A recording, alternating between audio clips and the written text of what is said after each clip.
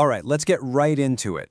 Today, we're unpacking psychologist Jonathan Haidt's powerful argument about why we're raising such an anxious generation. And to really get our heads around this whole thing, he wants us to start with a little thought experiment. So would you let your child go? Of course you wouldn't. It's a completely alien environment, totally unsuited for a developing kid. But Haidt's whole point is that sometime around the early 2010s, we basically did something just like that. We didn't send our kids to Mars, no, but we handed them smartphones, and with them, access to a virtual world that was just as alien to their development.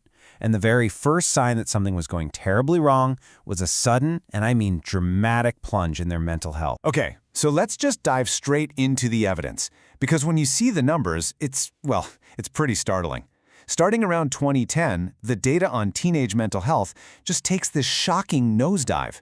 And this wasn't just happening in the US. It was happening across the entire developed world all at the same time. And look, we're not just talking about kids saying they feel more anxious. We are looking at the most severe, most tragic behavioral outcomes. For young teen girls in the US, just between 2010 and 2021, the suicide rate shot up an unbelievable 167%. Hospitalizations for self-harm, that surged by 189%.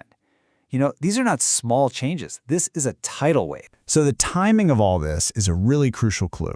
This wasn't some slow burn over decades. You look at the graphs, and all the lines just bend sharply, steeply upwards, right between 2010 and 2015. And what else happened right then? Well, that was the exact moment that high-speed internet, smartphones, and social media all came together to become the absolute center of a teenager's social life. Right? What on earth changed so profoundly in such a tiny window of time? According to Haidt, it wasn't just one thing.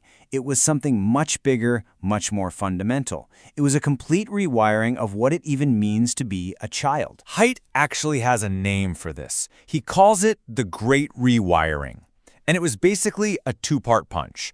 First, we took away the traditional play-based childhood that happens in the real world, and then second, we replaced it with a brand new phone-based childhood, one that's lived almost entirely in the virtual world. In this contrast, this is so important to understand.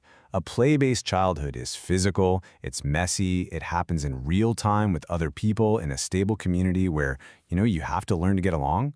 A phone-based life, it's the opposite. It's disembodied, it's often asynchronous, happening whenever, and it's lived in these huge fleeting networks where there's almost no real commitment. And because of this shift, kids started missing out on the exact experiences they need to grow strong, like learning from small failures or figuring out a conflict face-to-face. You see, children are what the author Nassim Taleb calls anti-fragile. Think about it like an immune system. It needs to be exposed to germs to get strong, right? Well, in the same way, kids need exposure to small risks, to little challenges, to minor setbacks, so they can build confidence and resilience. By trying to protect them from every little thing in the real world while at the same time giving them total, unfettered access to the virtual world, we basically blocked this natural, essential process. And the result? You get a brain that gets stuck in defend mode. It's constantly scanning for threats, which just fosters anxiety. It's the total opposite of discover mode, which is open, curious, and fosters growth and learning. And this massive shift into a defensive mindset is fueled by 4 really specific harms that came along with this new phone-based childhood. Okay, so let's break down these 4 foundational harms. These are the actual mechanisms, the specific ways that a phone-based life messes with development and pours fuel on this mental health fire. So you've got social deprivation, sleep deprivation, attention fragmentation, and finally, addiction. Now, you could talk for hours about each one, but let's just focus on social deprivation for a second, because the data here is just staggering. Just think about that for a second. In only 7 years, the amount of time that American teens spent just hanging out with their friends in person was cut almost in half.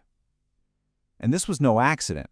The platforms that soaked up all that time were explicitly designed to be habit-forming, using what their own creators called behaviorist techniques. I mean, listen to this.